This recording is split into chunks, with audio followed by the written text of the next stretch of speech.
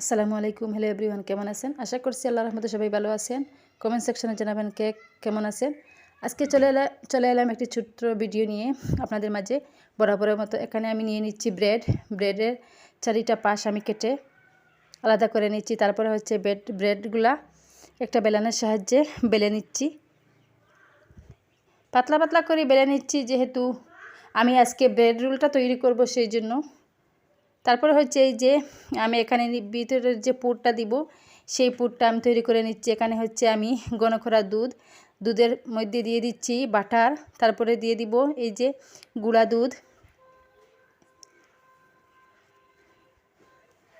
দুধ দিয়ে যার যার মতো যে মিষ্টি খেতে যতটুকু পছন্দ করেন ততটুকু মিষ্টি দিয়ে দিচ্ছি।